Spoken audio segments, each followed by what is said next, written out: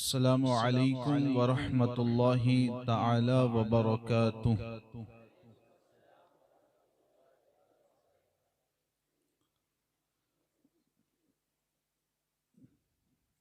अल्हम्दुलिल्लाहि रब्बिल आलमीन वस्सलातु वस्सलामु अला सय्यिदिल अंबियाइ वल मुरसलीन व अला आलिहि व अस्हाबिहि अजमईन। अम्मा बअद फ़अऊज़ु बिल्लाहि मिनश शैतानिर रजीम। बिस्मिल्लाहिर रहमानिर रहीम। लक़द मन्नल्लाहु अलल मुअमिनीन इज़ बअस फ़ीहिम रसूलन मिन अनफुसिहिम यतलू अलैहिम आयातिहि व युज़क्कीहिम व युअल्लिमुहुमुल किताब वल हिकमह व इन कानू मिन क़ब्लु लफ़ी ज़लालिम मुबीन। सदक़ल्लाहुल अज़ीम व बल्लगना रसूलुहुन नबियुल अमीनुल मकीनुल करीम व नहनु अला ज़ालिका लमिनश शाहिदीन वश्शाकिरीन वल्हम्दुलिल्लाहि रब्बिल आलमीन।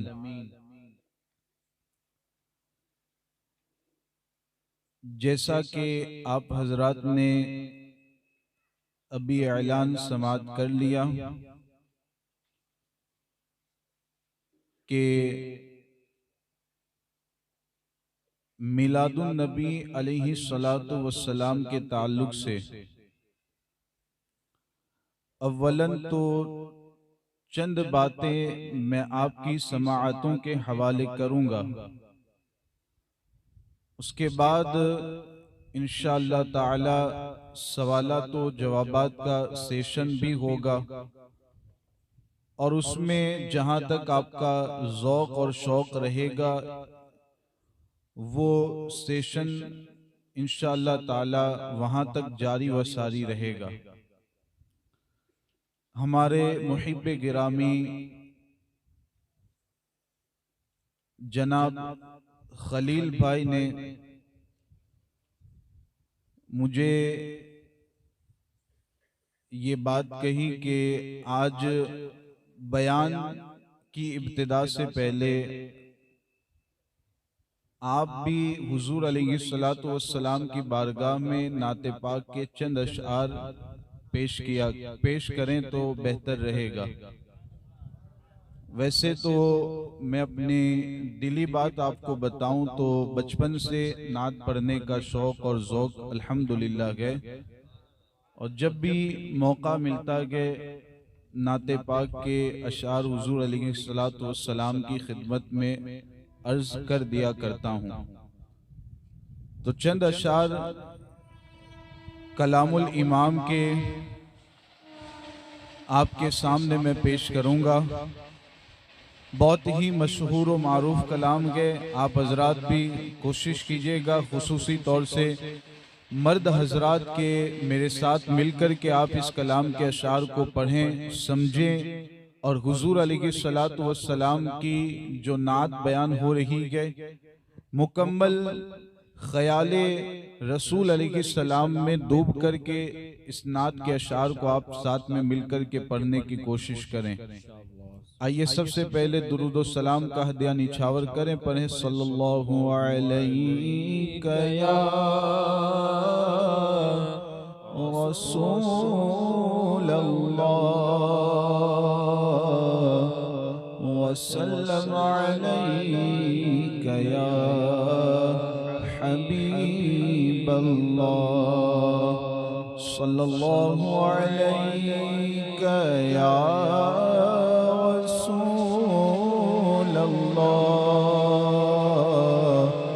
वसल्लम अलैका या हबीब अल्लाह।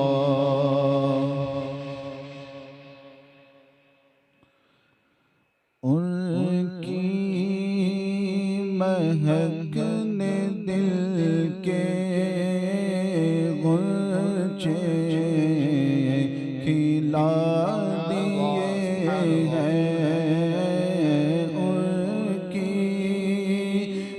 महकने दिल के गुलचे खिला दिए हैं जिस राह चल गए हैं जिस राह चल गए हैं कूचे बसा दिए हैं जिस राह चल गए हैं कूचे बसा दिए हैं। जब आ गई है जोश रहमत पे गुल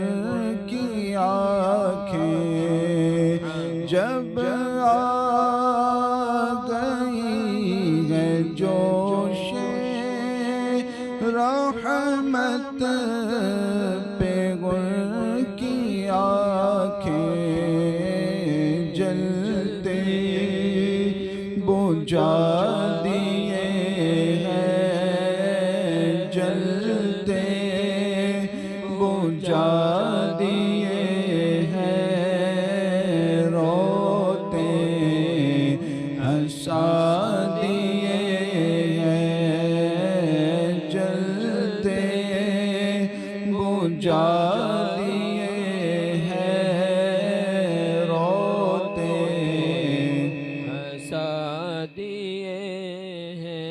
एक दिल हमारा क्या है आज़ार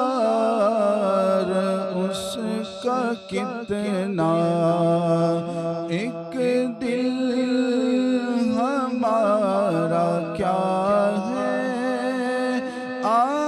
आज़ार उसका कितना तुमने तो चलते फिरते तुमने तो चलते फिरते मुर्दे जिला दिए हैं तुमने तो चलते फिरते मुर्दे जिला दिए हैं।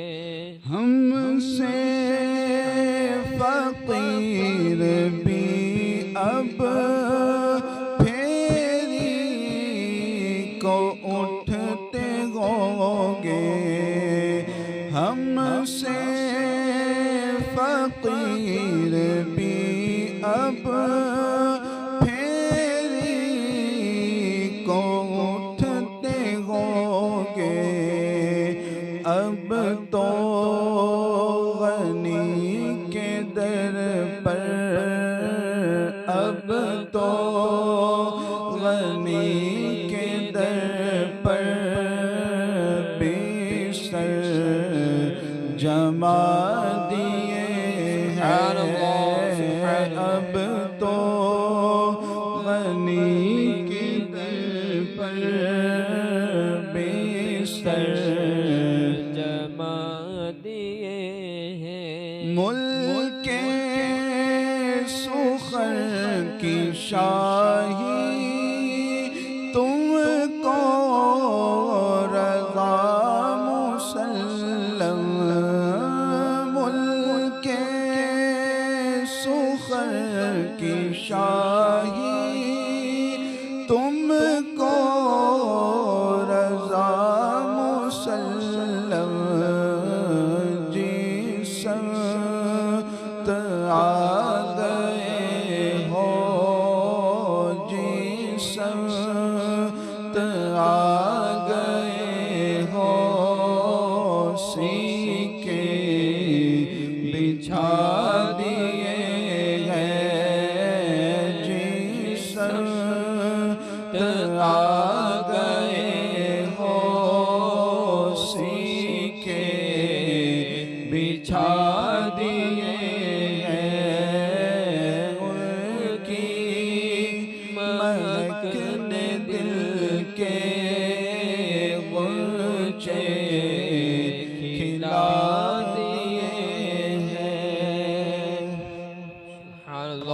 सुब्हानल्लाह सलातन व सलाम अलैका या रसूल अल्लाह सल्लल्लाहु तआला अलैहि वसल्लम।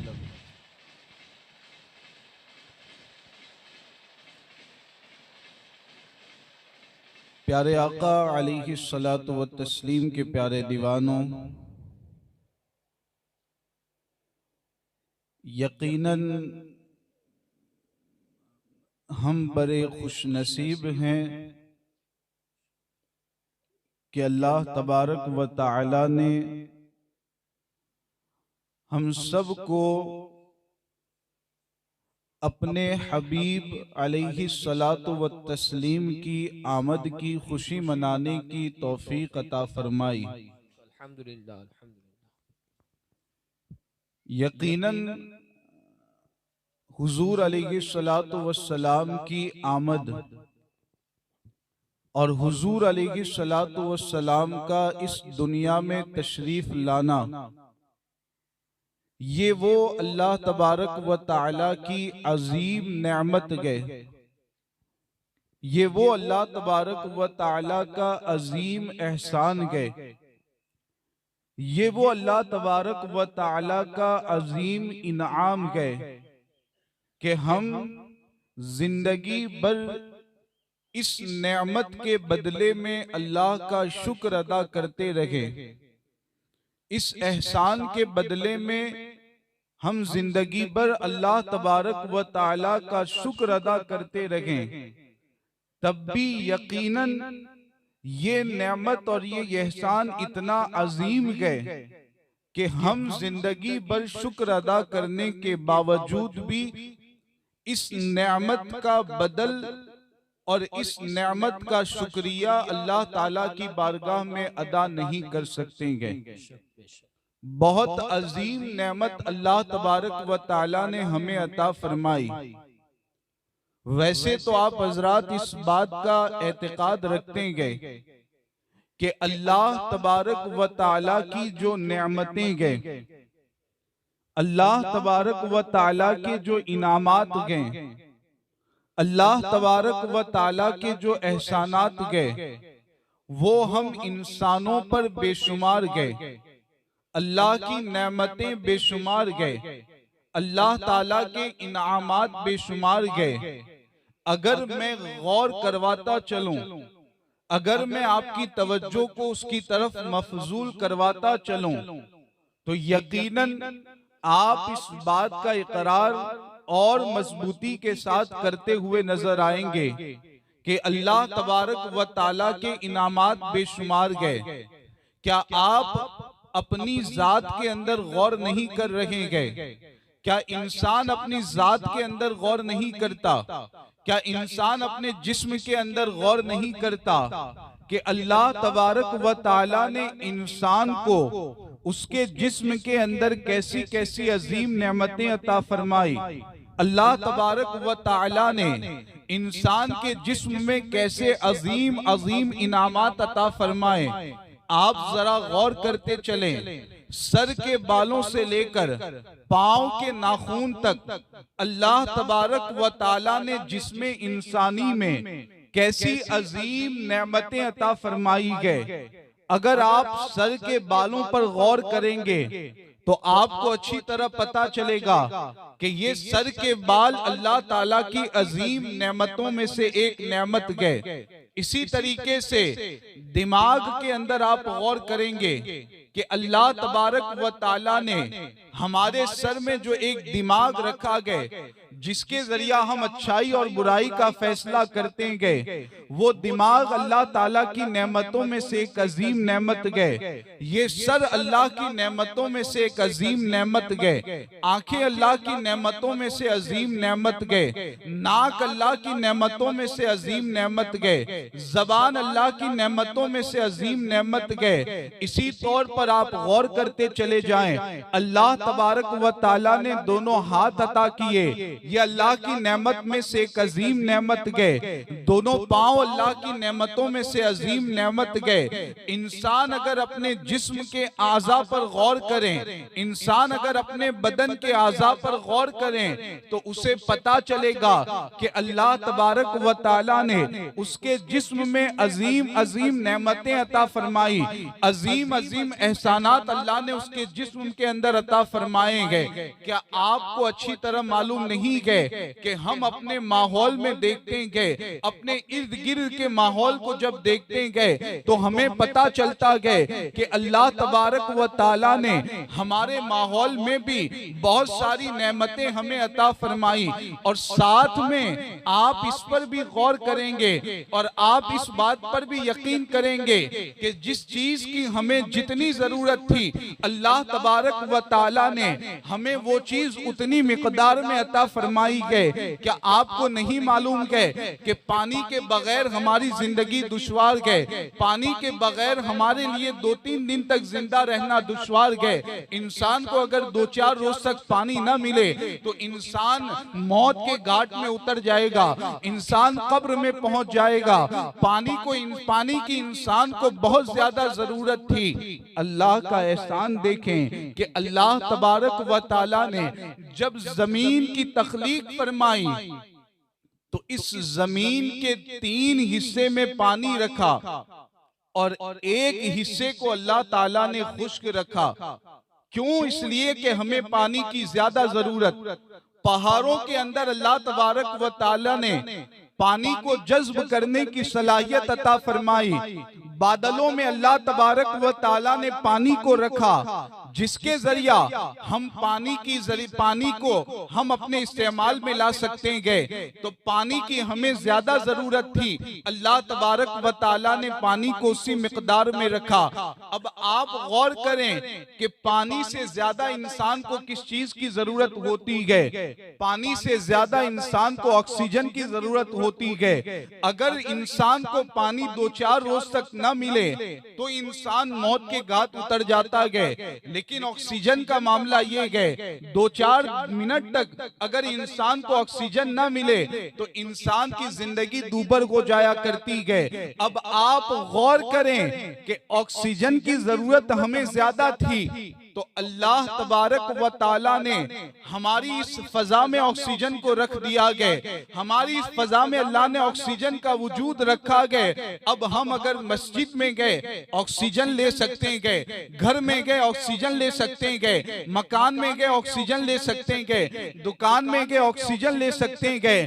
तो ऑक्सीजन की जरूरत हमें सबसे ज्यादा थी तो अल्लाह तबारक व तआला ने हमारी फजा में ऑक्सीजन को रख दिया गया। तो यकीनन अल्लाह की नेमतें बेशुमार गए। लेकिन हम अहले सुन्नत व जमात का ये अकीदा गए कि अल्लाह की जितनी नेमतें गए हम सबको तस्लीम करते गए, हम सब का इकरार करते गए, हम सब के बदले में अल्लाह का शुक्र अदा करते गए। लेकिन उन तमाम नेमतों की जान, उन तमाम नेमतों की अस्ल, उन तमाम नेमतों की बुनियाद अगर कोई नेमत गए तो वो हुजूर अलैहिस्सलातु वस्सलाम की जाते बाबरकात गए, वो हुजूर अलैहिस्सलातु वस्सलाम की जाते वाला गए, वो हुजूर अलैहिस्सलाम की जाते पुरअनवार गए जो अल्लाह की तमाम नेमतों में सबसे अजीम नेमत गए, जो अल्लाह के तमाम इनामात में सबसे अजीम इनाम गए। तो जब हुजूर अलैहिस्सलातु वस्सलाम की जाते बाबरकात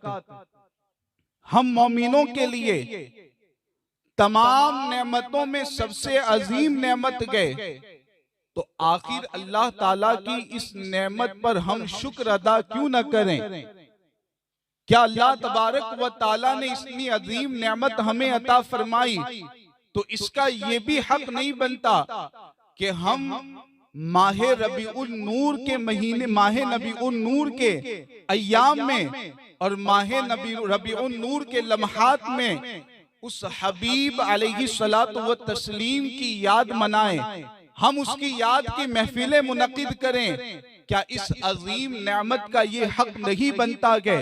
यकीनन अल्लाह की इस नजीम नेमत का ये हक है कि हम जितना भी ज्यादा अल्लाह का शुक्र अदा करें, जितना भी ज्यादा इस नेमत पर अल्लाह का शुक्रिया अदा करें, ये कम है। इसीलिए तो हमारे इमाम ने, इमाम अहले सुन्नत ने, सैयदी आला हजरत ने इस बात का ऐलान करते हुए फरमा दिया, हश्र तक डालेंगे गम पैदाइशे मौला की धूम, हश्र तक डालेंगे गम पैदाइशे मौला की धूम, मिसले फारस नजद के कलए गिराते जाएंगे, खाक हो जाए अदू जलकर मगर हम तो रजा, खाक हो जाए अदू जलकर मगर हम तो रजा, दम में जब तक दम गए जिक्र उनका सुनाते जाएंगे, दम में जब तक दम गए जिक्र उनका सुनाते जाएंगे।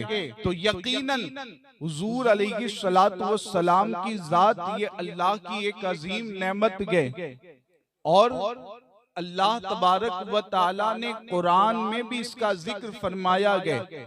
आप जरा आयात को सुनने और समझने की कोशिश करें। अल्लाह तबारक व ताला ने फरमाया, लक़द मन्नल्लाहु अलल मुमिनीना इज़ बअस फीहिम रसूला, यकीनन हमने ईमान वालों पर एहसान किया। किस चीज के जरिए एहसान किया? कि हमने ईमान वालों के दरमियान उन्हीं में से एक रसूल भेजा, तो रसूल को भेज करके हमने ईमान वालों पर एहसान किया। यहाँ पर मैं आपकी तवज्जो चाहूंगा, बहुत सारे मुसलमान कहलाने वाले लोग आप अच्छी तरीके से जानते गए कि हम जब हुजूर की आमद का जिक्र करते गए, हुजूर की तशरीफ आवरी का जिक्र करते गए, तो वो ये कहते गए कि मिलाद का मनाना कहाँ से साबित गए, हुजूर की आमद का जिक्र करना कहाँ से साबित गए? क्या इन लोगों को कुरान की ये आयत करीमा नजर नहीं आती? अल्लाह तबारक व ताला यहाँ हुजूर की आमद का जिक्र कर रहा है, हुजूर अलैहिस्सलाम के भेजने का जिक्र कर रहा है, तो क्या हुजूर की आमद का जिक्र ये मिलाद का जिक्र नहीं है? हुजूर की तशरीफ आवरी का जिक्र ये मिलाद का जिक्र नहीं है? तो मिलाद का सबूत तो कुरान मजीद से हमें मिलता है, हुजूर की आमद का जिक्र करना ये तो अल्लाह तबारक व ताला की सुन्नत करीमा है। तो अल्लाह फरमाता है, लक़द मन्नल्लाहु अलल मुमिनीना इज़ बअस फीहिम रसूलन मिन अनफुसिहिम, यकीनन अल्लाह ताला ने ईमान वालों पर एहसान किया कि अल्लाह ने उन्हीं में से एक रसूल उनके दरमियान मबऊस फरमाया। अब वो रसूल कैसा गए, जरा आपको गौर करना गए, इसलिए कि हुजूर अलैहिस्सलातु वस्सलाम के औसाफ हम और आप बयान नहीं कर रहे, बल्कि वो खालिके कायनात जो हुजूर अलैहिस्सलाम की जात को पैदा करने वाला गए, जो हुजूर अलैहिस्सलाम की जात की तख्लीक करने वाला गए, वही खालिके कायनात हुजूर के औसाफ बयान कर रहा गए। अल्लाह के रसूल अलैहिस्सलाम के बारे में अल्लाह ने फरमाया, हुजूर की जात कैसी है, कौन सा रसूल तुम्हारे दरमियान तशरीफ लाया? अल्लाह ने फरमाया, यतलू अलैकुम आयातिना व युज़क्कीकुम व युअल्लिमुकुमुल किताब वल हिकमा। तीन औसाफ अल्लाह के रसूल अलैहिस्सलाम के बयान किए गए। पहला वस्फ तो ये बताया अल्लाह तबारक व ताला ने कि ये जो रसूल दुनिया में मबऊस किया गया, ये अल्लाह की आयतें तुम तक पहुंचाता गए, अल्लाह की आयतों की तिलावत करता गए। दूसरा काम इस रसूल का ये है कि तुम्हें कुफ्र और शिर्क की गंदगी से निकालकर ईमान की तहारत और पाकीज़गी में दाखिल करता गए। तीसरा वस्फ इस रसूल का ये है कि वो तुम्हें इल्म और हिकमत की बातें सिखाता गए, तुम्हें इल्म और हिकमत की बातें बताता गए। ये तीन औसाफ अल्लाह ताला ने बयान फरमाए। अब इसके बाद अल्लाह ने फरमाया, व इन कानू मिन क़ब्लु लफी ज़लालिम मुबीन, कि अगरचे वो इस रसूल के आने से पहले खुली हुई गुमराही में थे।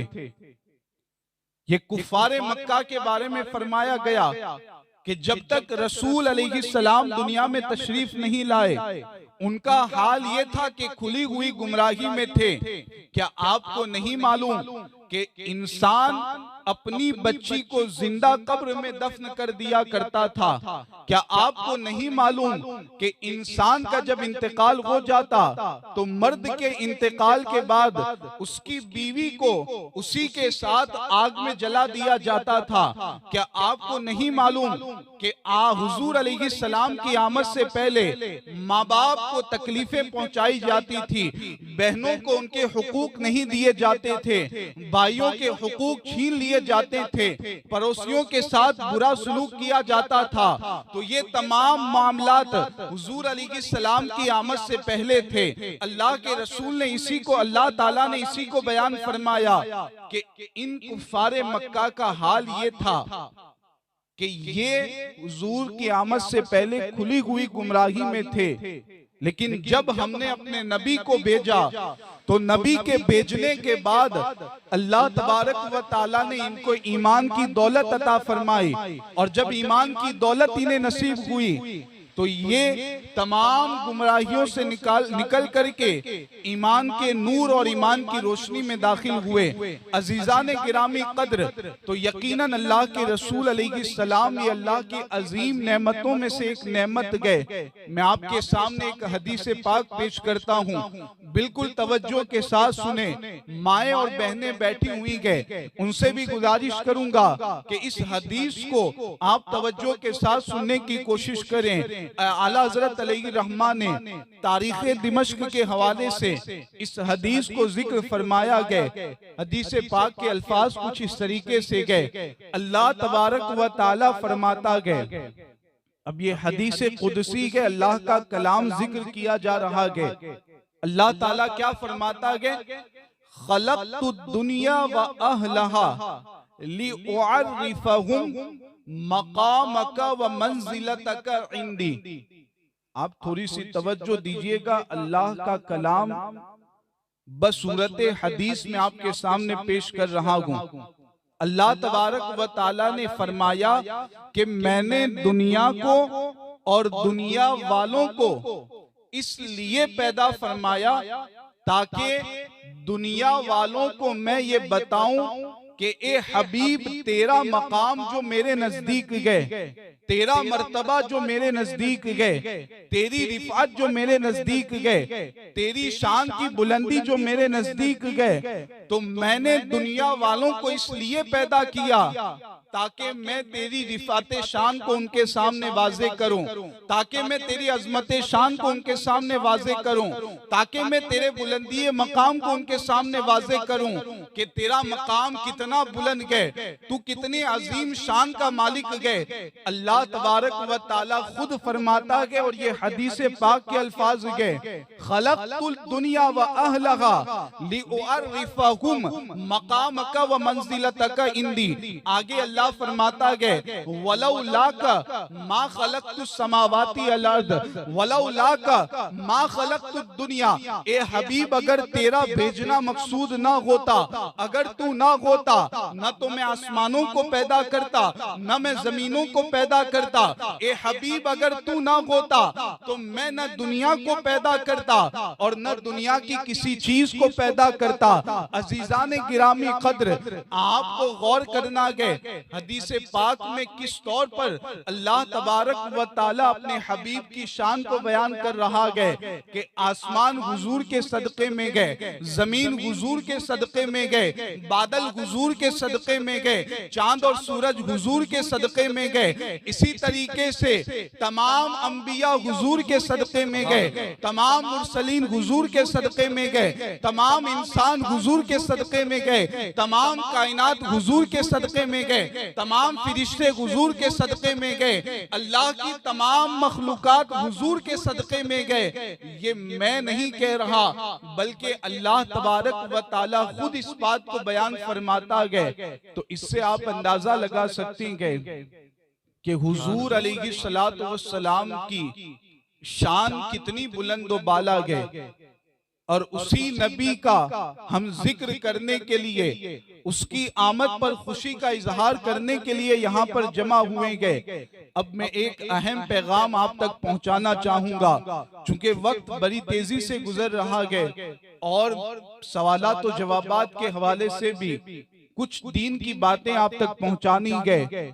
एक अहम पैगाम मैं आप तक पहुँचाना चाहूँगा। अल्हम्दुलिल्लाह हम मिलाद मुस्तफ़ा अलैहिस्सलातु वस्सलाम मनाने वाले गए, हम मिलाद मुस्तफ़ा की खुशियों का इजहार करने वाले गए। लेकिन यहाँ पर मैं ये भी गुजारिश करना चाहूँगा कि मिलाद मुस्तफ़ा मनाने के साथ साथ हमें सुन्नत मुस्तफ़ा पर भी अमल करना है। मिलाद मुस्तफ़ा मनाने के साथ साथ हमें तरीक़े मुस्तफ़ा पर भी अमल करना है। मिलाद मुस्तफ़ा मनाने के साथ साथ हमें सलीक़े मुस्तफ़ा पर भी अमल करना है। ऐसा ना हो कि हम मिलाद की खुशी में रात में यहाँ जमा होकर के हुजूर अलैहिस्सलातु वस्सलाम का जिक्र करें, लेकिन फज्र की नमाज के वक्त हम बिस्तरों पर आराम करते हुए नजर आए। ऐसा ना हो कि हम हुजूर की मिलाद का जिक्र करें और दोपहर में जब एक तरफ अल्लाह का मुनादी ये निदा कर रहा हो, हय्या अलस सला, आओ नमाज के लिए, हय्या अलल फला, आओ कामयाबी के लिए, तो हम दुकान पर बैठ करके इस सोच की वजह से मस्जिद में नमाज के लिए न जाएं कि अगर माज़अल्लाह मैं मस्जिद नमाज के लिए जाऊंगा तो मेरे कस्टमर कम हो जाएंगे, मेरी रोजी माज़अल्लाह कम हो जाएगी। ये हरगिज नहीं होना चाहिए। मिलाद मुस्तफ़ा के साथ सुन्नत मुस्तफ़ा पर भी हमें अमल करना है। मिलाद मुस्तफ़ा के साथ तरीक़े मुस्तफ़ा पर भी अमल करना है। मैं आपके सामने अर्ज करूं, अल्लाह के रसूल अलैहिस्सलातु वस्सलाम किस तौर पर अल्लाह ताला का खौफ रखते, किस तौर पर अल्लाह ताला से डरा करते थे, खौफे इलाही उनके दिल में किस तौर पर बसा हुआ था। हदीसों में ये बात मौजूद है, तफसीर रूहुल बयान में भी इसका जिक्र मौजूद है। अल्लाह के रसूल अलैहिस्सलाम के बारे में बहुत तवज्जो के साथ सुनिएगा। हुजूर अलैहिस्सलातु वस्सलाम के बारे में ये बात कई एक सहाबाए किराम ने नक्ल की है कि जब अल्लाह के रसूल अलैहिस्सलातु वस्सलाम तहज्जुद की नमाज पढ़ने के लिए खड़े होते तो आप खौफे इलाही की वजह से इतना ज्यादा रोते थे।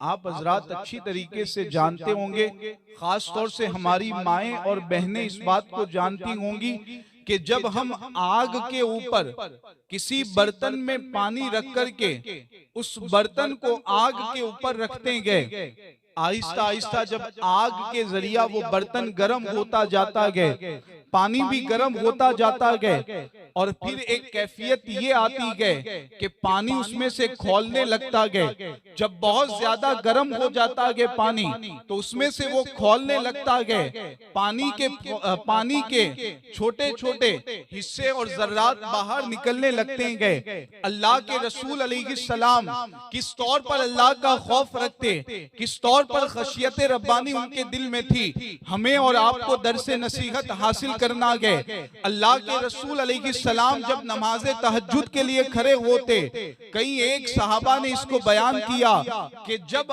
आप तहज्जुद की नमाज पढ़ने खड़े होते, खौफे इलाही की वजह से आप इतना ज्यादा रोते थे कि आपके सीने मुबारका से उस बर्तन की तरह आवाज आया करती। जिस बर्तन को आग के ऊपर रख करके गर्म किया जाता तो वो बर्तन कैसे खोलता गया, उस बर्तन के खोलने की तरह आपके सीने मुबारका से आवाज आया करती थी। आप गौर तो करें, ये किस अजीम हस्ती का हाल गए, किस अजीम जात की ये कैफियत गए जिनके सदक़े में अल्लाह ने अगलों और पिछलों के गुनाहों को माफ फरमाया। उस अजीम हस्ती का हाल ये गए कि वो नमाज़े तहज्जुद में इस तौर पर रोया करते थे, हमारा और आपका हाल तो ये गए, फराइज छूट रहे गए, वाजिबात छूट रहे गए, जरूरियात छूट रहे गए, और हम खुशी खुशी जिंदगी गुजारते हुए नजर आते गए। अजीजान गिरामी कद्र,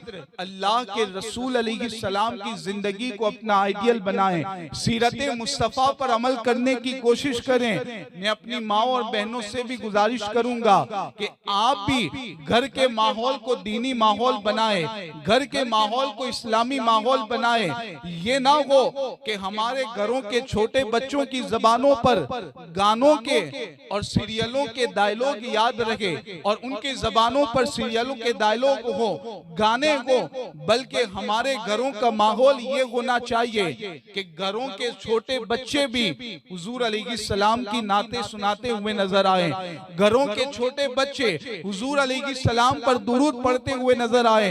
घरों का माहौल ये होना चाहिए कि घरों के छोटे बच्चे भी नमाजों का इंतजार करते हुए नजर आए। अजीजान गिरामी कद्र, तो मिलाद मुस्तफ़ा मनाने के साथ साथ सुन्नत मुस्तफ़ा पर हमें अमल करना गए। एक आखिरी वाक़या अर्ज करके फिर अपनी गुफ्तगू को सवालात और जवाबात की तरफ ले जाऊंगा। हजरत अनस बिन मालिक रदी अल्लाह ताला अन्हु, मशहूर सहाबी रसूल के, आपने नाम सुना गया इससे पहले, जानते हैं इनके हवाले से हुजूर अलैहिस्सलातु वस्सलाम के खास खादिम गए, हुजूर अलैहिस्सलातु वस्सलाम की खिदमत में खास तौर पर रखे गए। हजरत अनस बिन मालिक रदी अल्लाह ताला अन्हु, तवज्जो दीजिएगा, कहते हैं कि एक मर्तबा मैं बाग में गया, बाग में जाने के बाद हजरत अनस बिन मालिक कहते हैं कि मैंने एक दीवार के पीछे से किसी की आवाज सुनी। हजरत अनस बिन मालिक ताज्जुब में पड़ गए कि बाग में तो आखिर कोई बंदा नजर नहीं आ रहा, ये दीवार के पीछे से किसकी आवाज आ रही है। जब करीब जाकर के सुना तो हजरत अनस बिन मालिक कहते हैं कि वो आवाज किसी और बंदे की नहीं थी, बल्कि वो आवाज खलीफे दोम अमीरुल मोमिनीन खलीफतुल मुस्लिमीन सैयदुना उमर फारूक आजम रदी अल्लाह ताला अन्हु की थी। हजरत अनस बिन मालिक कहते हैं कि दीवार के करीब जाकर के मैं हजरत उमर की आवाज को सुनने लगा। दीवार के इस जानिब हजरत उमर गए और दूसरी जानिब में हजरत अनस बिन मालिक गए। हजरत अनस बिन मालिक कहते हैं मैं दीवार के करीब जाकर हजरत उमर की आवाज को सुनने लगा। हजरत उमर क्या कह रहे थे, तवज्जो के साथ सुने। हजरत उमर बिन खत्ताब रदी अल्लाह ताला अन्हु, कितनी अजीम हस्ती गए, अल्लाह के रसूल अलैहिस्सलाम ने इनकी जो अजमत शान बयान की गए, यकीनन आप हजरत इससे पहले इनके अजमत शान के हवाले से सुना होगा। हजरत उमर बिन खत्ताब रदी अल्लाह ताला अन्हु के हवाले से हजरत अनस बिन मालिक कहते गए कि जब मैंने कान लगाया दीवार के करीब में गया तो हजरत उमर बिन खत्ताब ये कह रहे थे कि ए उमर, तू खत्ताब का बेटा गए और तुझे अमीरुल मोमिनीन बना दिया गया, तुझे खलीफतुल मुस्लिमीन बना दिया गया। तू इस मनसब के लायक नहीं गए, तू इस शान के लायक नहीं गए, तू तो खत्ताब का बेटा गए।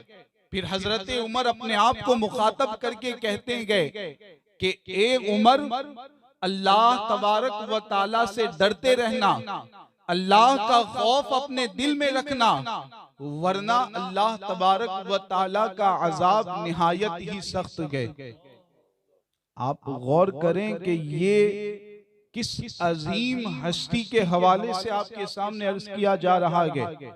हजरत उमर बिन खत्ताब रदी अल्लाह ताला अन्हु की शान से कौन आगा नहीं गए, लेकिन फिर भी खौफे इलाही का हाल ये था, खशियत रब्बानी का हाल ये था कि वो इतनी इबादतें और इतनी रियाजतें करने के बावजूद अल्लाह की बारगाह में उसके अजाब से पनाह मांगा करते थे।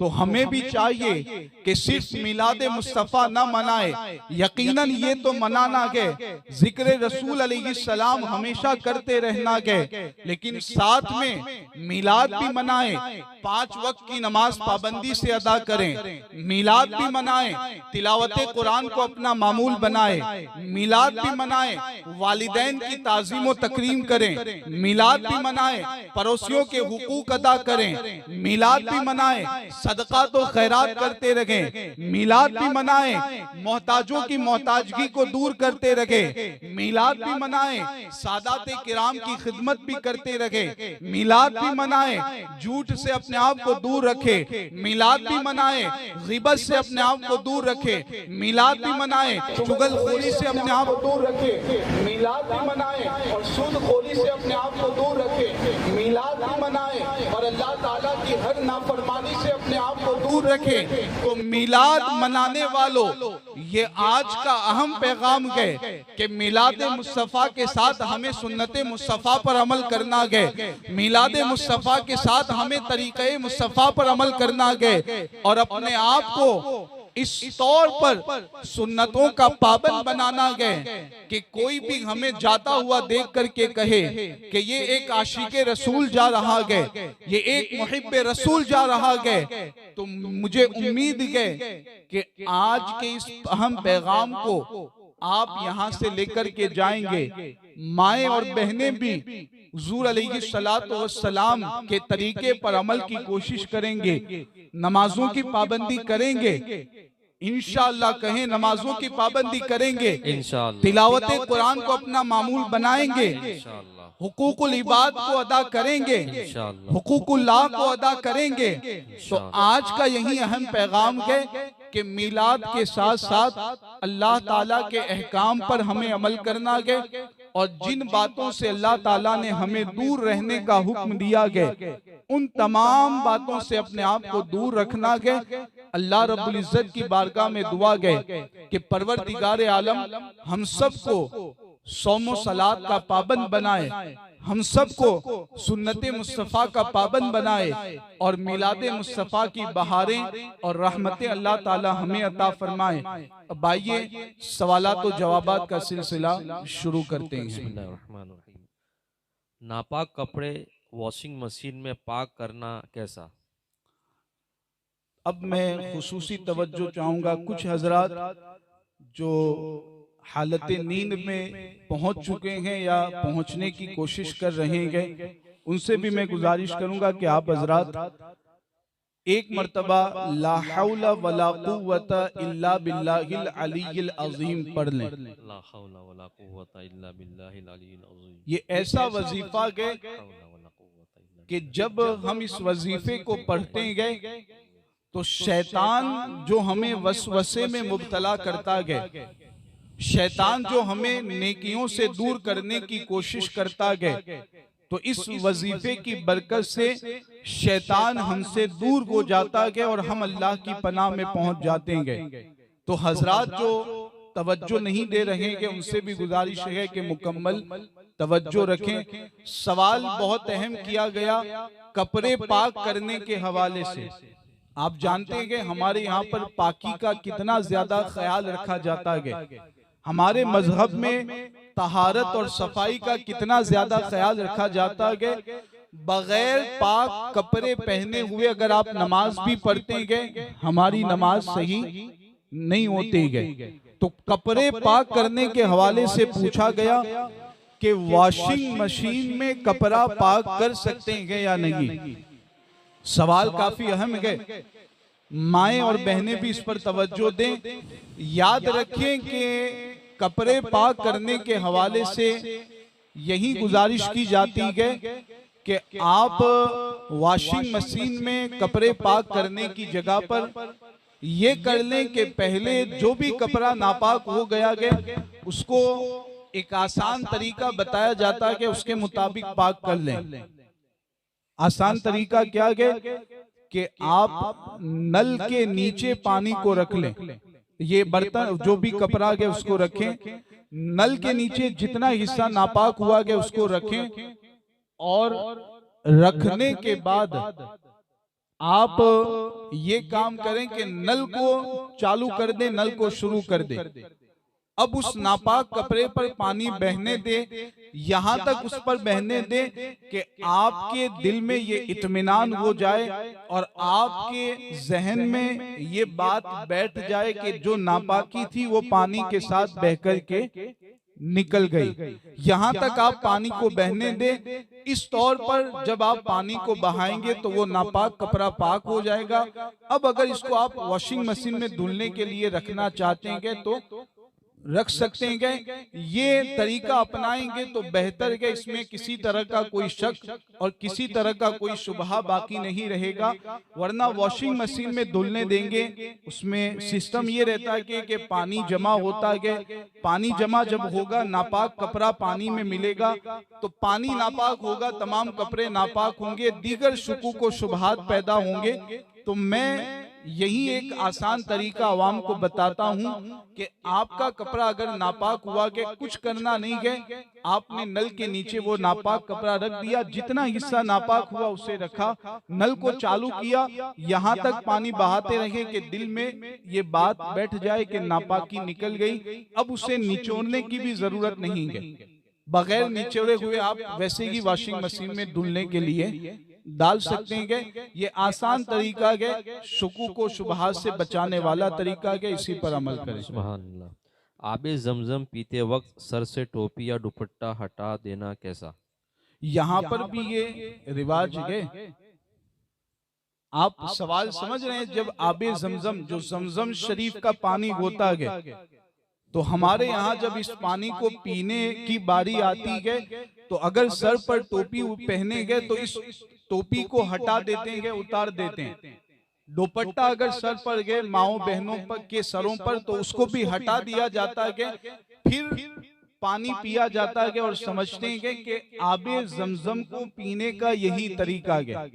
ये आप जानते हैं ना, हमारे यहाँ पर ये राइज है, ये तरीका राइज है। अगर किसी ने सर पर से टोपी नहीं हटाई तो दो चार लोग उसको टोकते हुए नजर आते हैं कि सर से टोपी तो हटाओ, सर से दुपट्टा तो हटाओ। तो याद रखें कि ये तरीका सुन्नत के खिलाफ है। आबे जमजम पीने के हवाले से जो हमारे नबी ने तरीका बताया गया वो ये है कि खड़े हो जाना गए और खड़े होकर किबला की तरफ चेहरा करके आबे जमजम को पीना गए। लेकिन सर पर से टोपी को नहीं हटाना गए, सर पर से दुपट्टे को नहीं हटाना गए, बल्कि सर को ढांप करके, सर को छुपा करके आबे जमजम को पीना। ये हुजूर अलैहिस्सलातु वस्सलाम की सुन्नतें करीमा गए। तो ये बहुत अहम मसला है। आप में से बहुत से ऐसे होंगे जो कहते होंगे कि हम तो 40 साल से ये देखते आ रहे हैं, ये नया मसला कहाँ से आ गया? हम तो बचपन से देखते आ रहे हैं, हमारे बाप दादा ऐसा करते थे, ये नया मसला आप कहाँ से ला रहे हैं? तो ये नया मसला नहीं है, ये पुराना मसला है, शरीयत का यही मसला है। ये अलग बात है कि आप तक इस मसले को अब तक नहीं पहुंचाया गया, वरना आबे जमजम को कैसे पीना गया? खड़े होकर किबले की तरफ चेहरा करके, और साथ में आबे जमजम के हवाले से हदीस पाक में ये भी आया गया कि आपकी जो भी जायज मुरादें गए, आपके दिल के जो भी जायज मकासिद गए, आप अपने जहनो दिमाग में आबे जमजम को पीते वक्त उन जायज मुरादों को लाएं। इंशाअल्लाह आबे जमजम की बरकत से आपकी तमाम जायज मुरादें पूरी होंगी, आपके तमाम जायज मकासिद इंशाअल्लाह आबे जमजम की बरकत से अल्लाह तबारक व ताला पूरे फरमाएगा। दो पानी को खड़े होकर पीने का हुक्म है, एक तो आबे जमजम और एक वुजू का बचा हुआ पानी। वुजू का बचा हुआ ये भी खड़े होकर पीने का हुक्म है। हमारी आवाम इससे वाकिफ नहीं है, हालांकि ये भी बड़ी रहमत और बरकत वाला पानी होता है जो वुजू करने के बाद वुजू के बर्तन में बचा रहता है। तो वुजू का बचा हुआ पानी, थोड़ा सा पानी पी ले, इसको भी खड़े होकर पीना है। आबे जमजम को भी खड़े होकर पीना है, लेकिन सर से टोपी नहीं हटानी है, दुपट्टा नहीं हटाना है। लिहाजा इस मसले पर खुद भी अमल करें और दीगर मुसलमान भाइयों तक भी इसको पहुंचाने की कोशिश करें। कोई हरज तो नहीं है? बारिश की वजह से। बारिश तेज हुई है। बारान रहमत है, मिलाद का सदका है, मकबूलियत की घड़ी है। दुआ मांगे, अपनी मुरादों को पाए।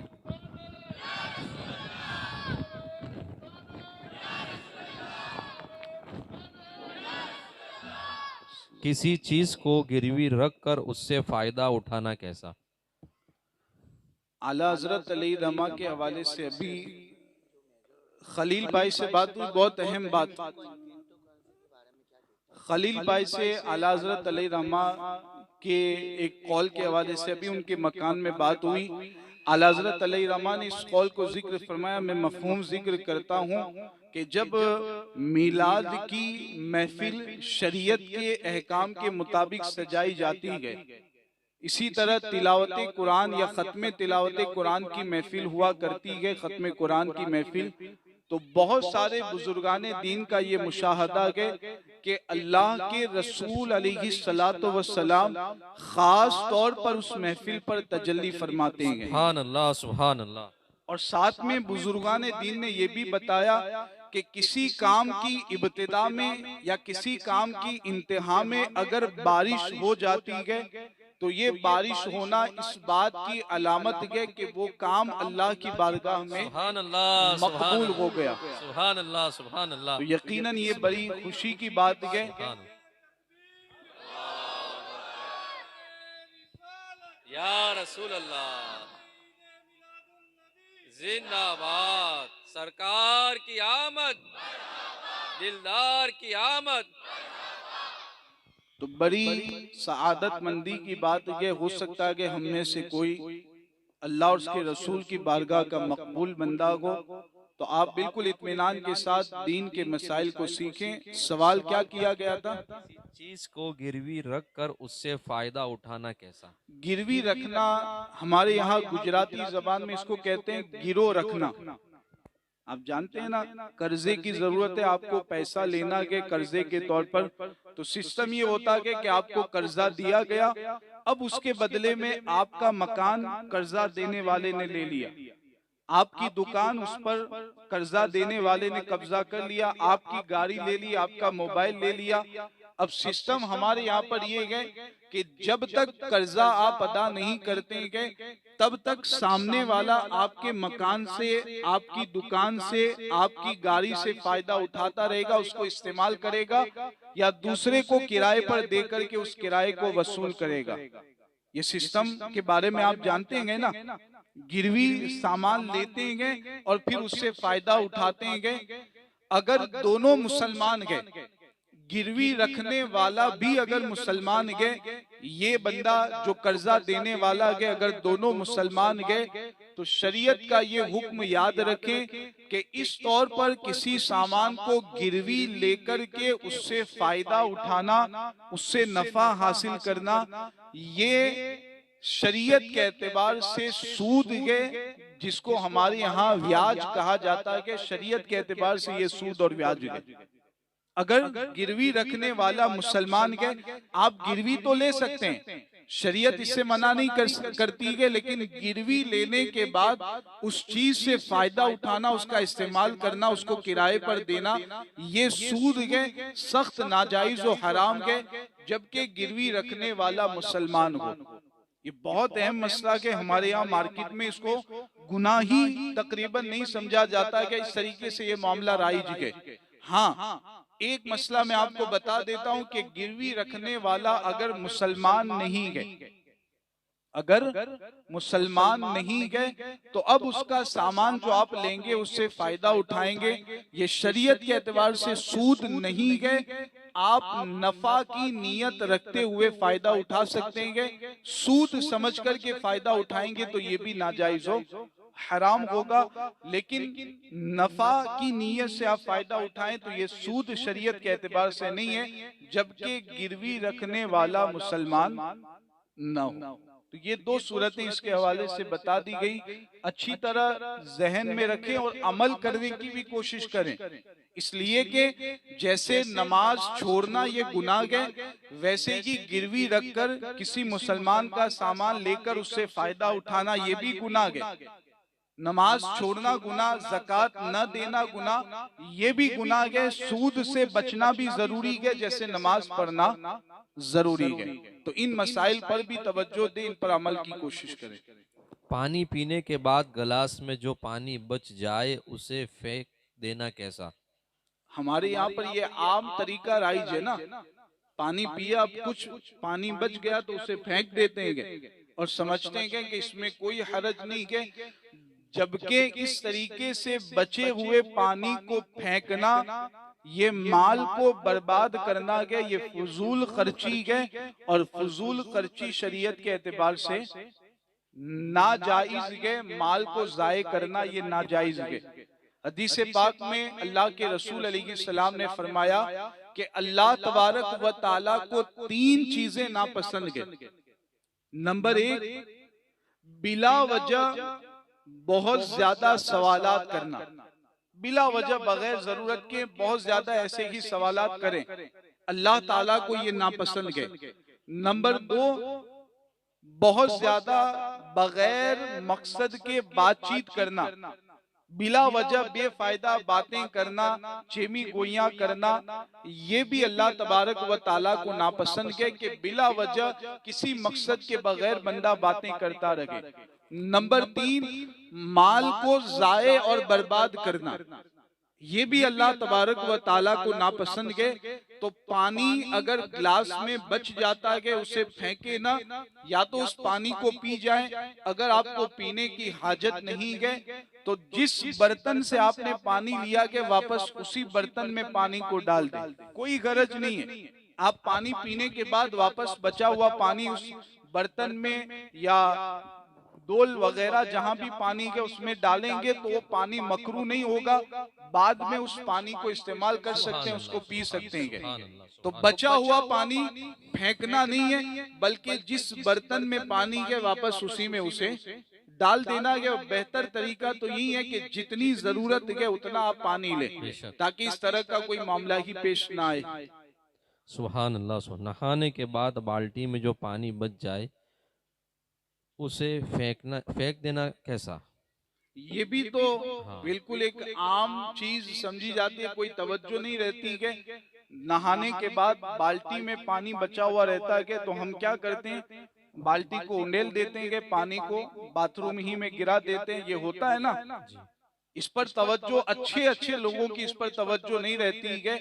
हालांकि इस तरीके से बाल्टी के बचे हुए पानी को गिराना ये भी माल को जाय करना है और ये भी शरीयत के एतबार से नाजायज है।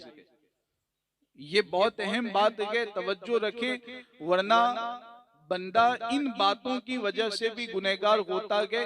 लिहाजा बाथरूम में जो बाल्टी है यहाँ पर भी वही तरीका है कि जितने पानी की जरूरत है उतना पानी ले, ताकि बचा हुआ पानी रहे और कोई मामला पेश ही ना आए।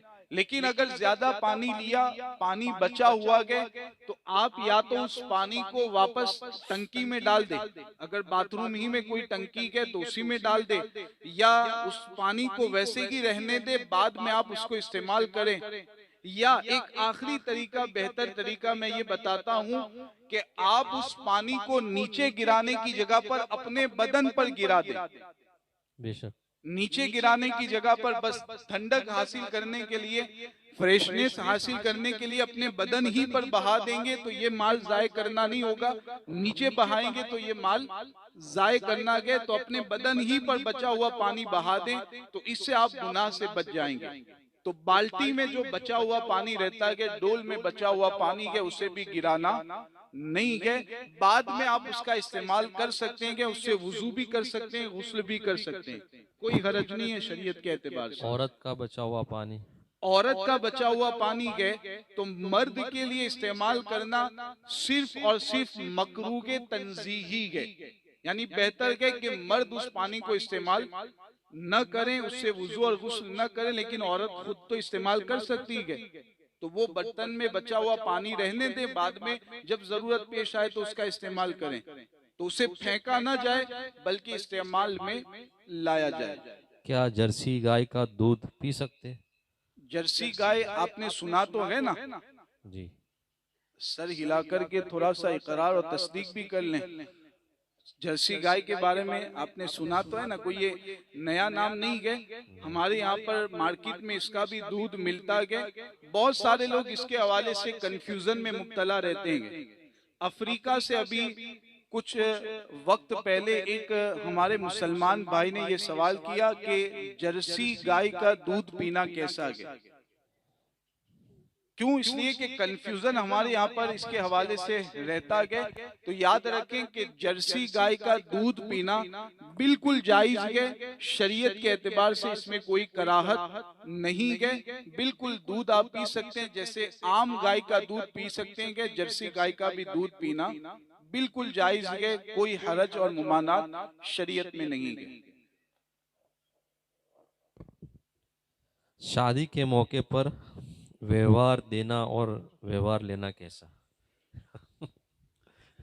व्यवहार तो समझ रहे हैं ना, पैसों का मामला है तो हर कोई समझता ही होगा इसको। तो अब इसके हवाले से पहले तो मैं वजाहत करूं, आपने भी शायद सुना होगा यूट्यूब और फेसबुक पर इसके हवाले से एक कोई आलिम थे, पता नहीं वो कौन थे, उनकी एक क्लिप बहुत ज्यादा वायरल हुई थी, जिसमें वो बिल्कुल धड़ल्ले से ये कह रहे थे कि ये व्यवहार जो लिया जाता है कि ये सख्त नाजायज और हराम है, इसको लेना जायज नहीं है। शायद आप लोगों ने सुना, बहुत ज्यादा ये क्लिप वायरल हुई थी।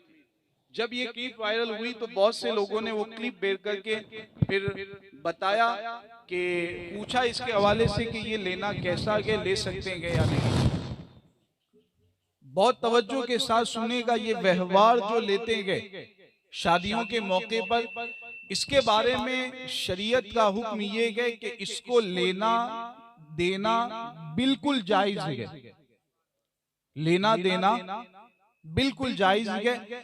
अलबत्ता ये है कि ये जो व्यवहार हम दूसरे को देते हैं तो इसको क्या माना जाएगा? इसको तोहफा मानेंगे या इसको कर्जा मानेंगे? इसको तोहफा मानेंगे या कर्जा मानेंगे कि हम सामने वाले को कर्जा दे रहे हैं? तो इसके हवाले से बाहर शरीयत में ये मसला मौजूद है। उलमा ने ये फरमाया है कि जिस जगह पर जैसा उर्फ है, जैसा लोग समझते हैं, वैसा शरीयत का हुक्म रहेगा। अगर लोग वहां ये समझते हैं कि ये जो व्यवहार दिया जा रहा है गोया कि हम ये कर्जा दे रहे हैं, उसे वापस जब हमारे यहाँ शादी होगी तो उसे वापस करना है, अगर लोग ये समझते हैं तो उसे कर्जा माना जाएगा। और अगर लोग ऐसा नहीं समझते हैं बल्कि ये समझते हैं कि बस हमने दिया गया, खुशी के तौर पर दिया गया, तो शरीयत के एतबार से इसको तोहफा माना जाएगा। तो तोहफा मानेंगे कि कर्जा मानेंगे, इसके हवाले से वहां का माहौल और वहां के लोगों की थिंकिंग क्या है उसको देखना है। वरना ये देना लेना मुतलकन इसको नाजायज कहना ये खुद नाजायज है और शरीयत में इस तरह का कोई मामला, मैंने जैसे बताया बाहर शरीयत उर्दू की किताब है, उसमें भी ये मसला मौजूद है। अगर आप देखना चाहें तो देख सकते हैं। उर्दू जबान में इसको न्योता कहा जाता है। व्यवहार को क्या कहते हैं? तो व्यवहार के जरिए अगर आप तलाश करेंगे बाहर शरीयत में तो रात भी निकल जाएगी और दिन भी निकल जाएगा, लेकिन फिर भी न्योता का लफ्ज बाहर शरीयत में आप वहां पर देख सकते हैं। तो लड़ते हैं इसका मतलब कि कर्जा समझते हैं। लड़ते हैं इसका मतलब तो वहां भी देना जायज होगा, लेकिन जितना दिया सामने वाले को उतना रिटर्न करना पड़ेगा जब उसके यहाँ पर शादी होगी या कोई खुशी का मौका होगा। नमाज में टी शर्ट और फटे हुए लिबास पहनना कैसा, उससे नमाज हो जाएगी? टी शर्ट के हवाले से तो ये है कि जो सतर बयान किया गया है, जैसे मर्द में दूती जिसको गुजराती में कहते हैं, उर्दू में नाफ कहते हैं, नाफ से लेके घुटने के नीचे तक ये जो पूरा हिस्सा है मर्द के अंदर, इसको सतर का हिस्सा कहा जाता है। इसको छुपाना जरूरी होता है। तो ऐसी टी शर्ट है कि ये जो सतर वाला हिस्सा है छुप जाता है, तो ऐसी टी शर्ट पहन करके नमाज पढ़ेंगे, नमाज हो जाएगी। ऐसा नहीं है कि नमाज में कोई खराबी या कमी आएगी। अलबत्ता ऐसी टी शर्ट है कि जिसकी वजह से सतर वाला हिस्सा छुप नहीं पाता है, तो अब नमाज में कराहत आएगी, खराबी आएगी। वैसे ही फटा हुआ कपड़ा, मैंने पहले भी अर्ज किया था कि ये ताज्जुब की बात है, और हम इंसानों की फितरत देखिए कैसी है। पहले के जमाने में, पहले का मतलब हम अपने बचपन की बात कर लें, 15-20 साल पहले की बात है, वालिदैन जिद करते थे कि फटा हुआ कपड़ा के इसको हम सिल देते हैं, बेटे इस कपड़े को पहन लो, इस पैंट को पहन लो। वालिदैन के जिद करने के बावजूद भी बेटा सख्ती से मना करता था कि सिले हुए पैंट को मैं नहीं पहनूंगा, फटे हुए पैंट को नहीं पहनूंगा। लेकिन अभी का दौर इस तरह का दौर है कि अभी इसी चीज को फैशन के नाम पर जब लोगों के सामने लाया गया, तो इंसान की फितरत देखें कि 4-4, 5-5, 6-600 लेकर के भी फटा हुआ और सिला हुआ पैंट खरीदते हैं। होता है ना। तो ये फितरत इंसानी है। अल्लाह ताला ने इसको जगह जगह बयान फरमाया गया कि इंसान की फितरत इसी तरह की है।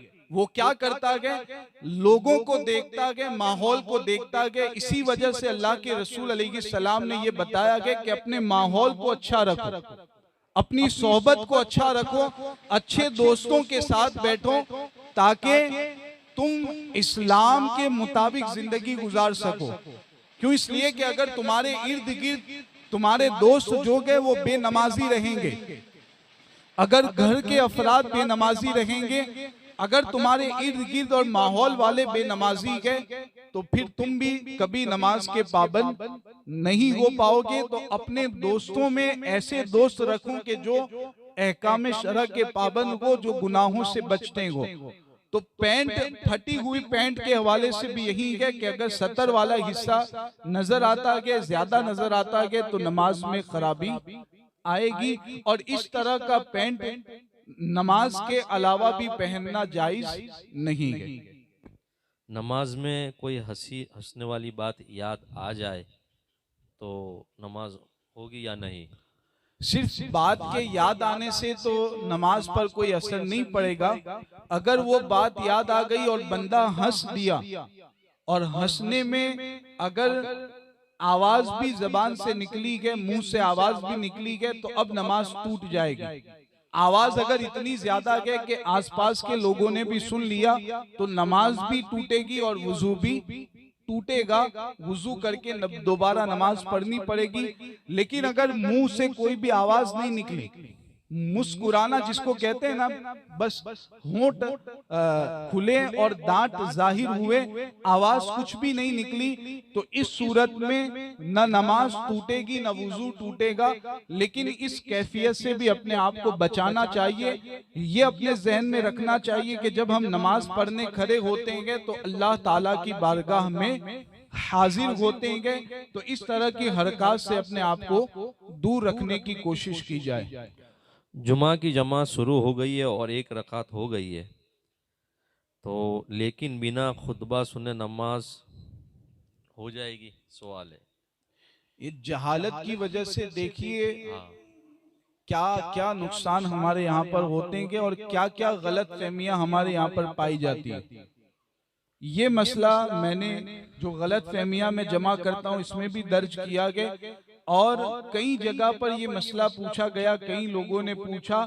समझा ये जाता है कि खुतबा सुने बगैर जुमा की नमाज ही सही नहीं होगी। हजरत ऐसा ही अवाम यही समझती है कि अगर खुतबा नहीं सुना तो जुमा की नमाज ही सही नहीं होगी। इसीलिए सवाल किया गया कि एक रकात अगर जुमा की छूट गई, खुतबा तो सुना नहीं, लेट आया, तो अब इस सूरत में क्या नमाज सही होगी कि नहीं होगी? याद रखें, बिल्कुल नमाज सही हो जाएगी। खुतबे के न सुनने से नमाज पर कोई असर नहीं पड़ेगा। खुतबा नहीं भी सुना गया तब भी नमाज हो जाएगी। बल्कि अगर वो बंदा मस्जिद में मौजूद था, उसने अगर खुतबा नहीं सुना, ये न सुनना, तवज्जो न देना, ये गलत है, वो गुनहगार होगा, लेकिन उसकी भी नमाज हो जाएगी। वो जुमा की नमाज अदा करेगा तो उसकी नमाज सही मानी जाएगी। तो खुतबा सुनना ये नमाज के सही होने के लिए जरूरी नहीं है। हाँ, इमाम का खुतबा देना ये नमाज के सही होने के लिए जरूरी है। इमाम का खुतबा देना जरूरी है, लेकिन सुनना ये नमाज के सही होने के लिए जरूरी नहीं है। क्या मर्द अपनी औरत को कब्र में दफन कर सकता है, उतार सकता है? वैसे तो इसकी जरूरत कहाँ पेश आती है, और हुक्म भी यही है कि अगर जरूरत पेश ना आए, यानी दूसरे महरम रिश्तेदार मौजूद गए औरत के, मिसाल के तौर पर बाप गए, सगा भाई गए, बेटा गए, सगा भतीजा गए, सगा भांजा गए, ये जो महरम रिश्तेदार औरत के गए, अगर वो मौजूद गए तो बेहतर और मुनासिब यही गए कि वही उस औरत को कब्र में उतारे। अगर जरूरत पेश आती है तो शरन इजाजत गए, बदन छुए बगैर कपड़े के साथ साथ कफन के साथ साथ वो शौहर उसे कब्र में उतार सकता है, लेकिन जरूरत ना हो तो बचा जाए, यही मुनासिब है। और गुस्ल और कफन दे सकता है शौहर अपनी बीवी को? बगैर कपड़े के शौहर अपनी बीवी को इंतकाल के बाद छू नहीं सकता।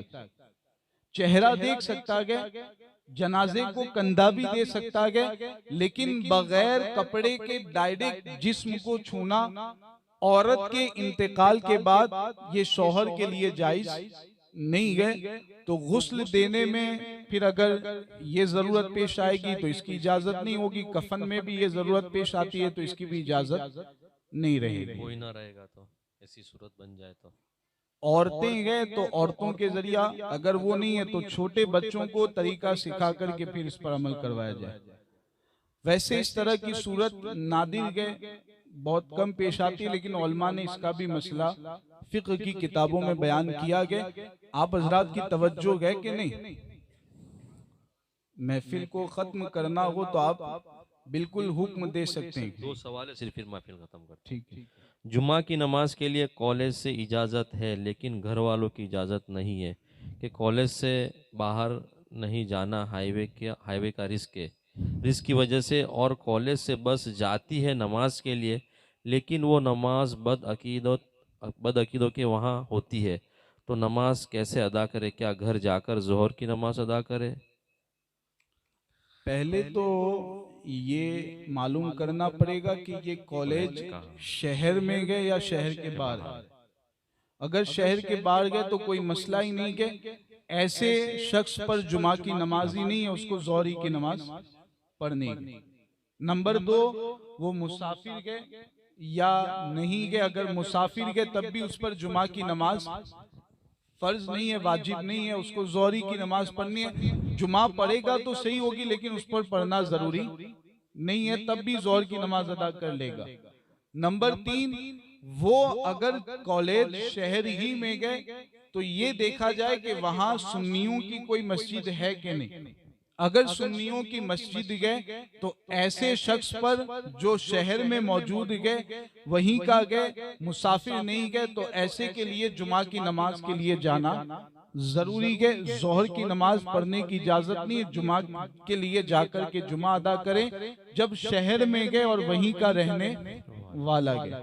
अगर शहर के बाहर गए या मुसाफिर गए तो तब तो कोई मसला है ही नहीं। इसी तरह अगर सुन्नियों की कोई मस्जिद ही नहीं है, सुन्नियों की कोई मस्जिद ही नहीं गए, 2-4 मस्जिदें गए शहर में लेकिन बदअकीदा की मस्जिदें गए, तो इस हालत में भी उसे मस्जिद जाकर के जुमा नहीं पढ़ना गया, बल्कि उसे क्या करना गया, या तो वहीं पर या अपने घर जाकर के जोहर की नमाज अदा करनी है, जबकि सुन्नियों की मस्जिद ना हो। जुम्मा के शराइत पाना चाहे, हाँ, शराइत होंगे तभी जुमा की नमाज पढ़ना जरूरी होगा। वो भाई को निकल जाने दीजिए। और आखिरी सवाल ये है, बिटकॉइन के हवाले से सवाल आएगा।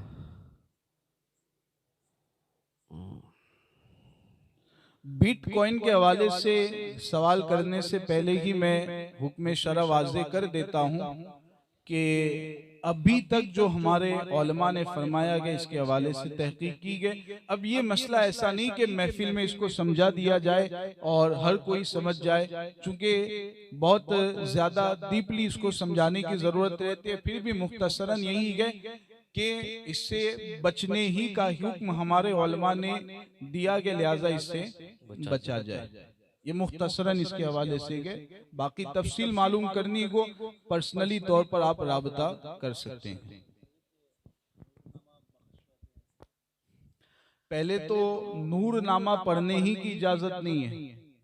ये जो नूरनामा हमारे यहाँ पर एक किताब जिसको नूरनामा कहते हैं, उसमें गलत गलत कहानियां बताई गई है, तो इसको पढ़ने ही की इजाजत नहीं। 10 बीबियों की कहानी, कितनी बीबियों की कहानी? 10 बीबियों की कहानी।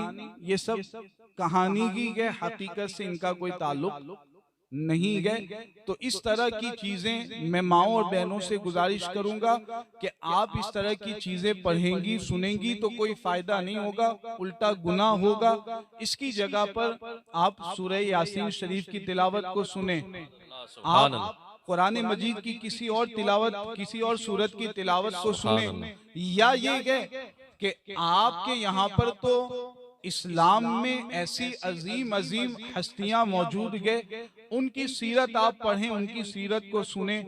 हुजूर अलैहिस्सलातु वस्सलाम की चहीती शहजादी सैयदा तैयबा सैयदतुना फातिमतु ज़हरा रदी अल्लाह ताला अन्हा, इनकी सीरत को आप पढ़ गए, इनके वाकयात को सुने, उम्महातुल मोमिनीन के वाकयात को सुने, दीगर जो मुकद्दस खवातीन गए उनके वाकयात और उनकी सीरत को सुने, तो इसमें आपके लिए सवाब भी गए, दरसे नसीहत भी गए।